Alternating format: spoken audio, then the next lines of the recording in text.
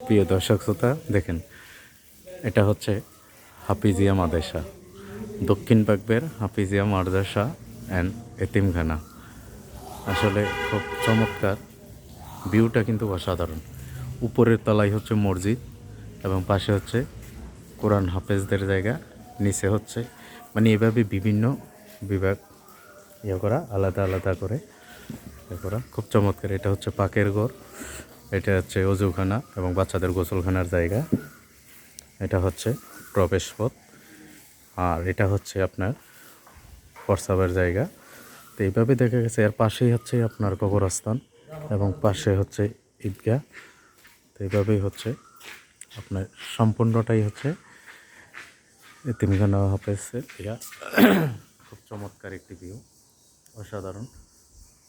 আসলে এই এতিমখানার সব কিছু খুব চমৎকার। আর সবচেয়ে বড় কথা, জুবায়েদ আছে, যে ছবিটা আপনারা দেখছেন ওইটা জুবায়েদ। জুবায়েদ কিন্তু মনের মধ্যে অনেক কিছু রাখছে, আমার কাছে প্রকাশ করে না, তবে আরেকজনে প্রকাশ করছে কিছুটা।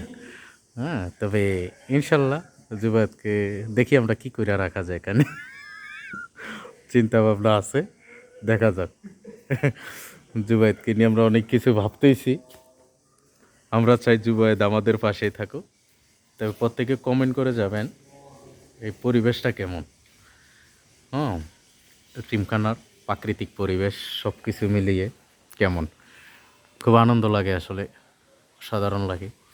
এখানে আসলে সময়গুলো ভালো কাটে। তাই আপনারা অবশ্য জানাবেন কার কাছে কেমন লাগছে সকল কিছু। আপনাদের দোয়া ও ভালোবাসা চাই। পুরো ভিউটা কেমন অবশ্য জানাবেন আপনারা। আসলে এখান থেকে অনেক কোরআন হাফেজ হয়ে বাড়িয়েছেন, এদিক দিয়ে এই মাদ্রাসা থেকে অনেক কোরআন হাফেজ হয়ে বাড়িয়েছেন, হয়তো আজ বাংলাদেশের বিভিন্ন জায়গায় প্রতিষ্ঠিত হচ্ছে।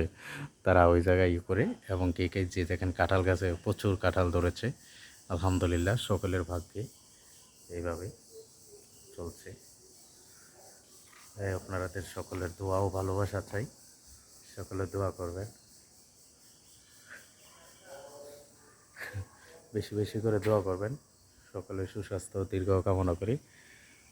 অবশ্যই আপনারা জানাবেন কার কাছে কেমন লাগছে সব কিছু মিলিয়ে।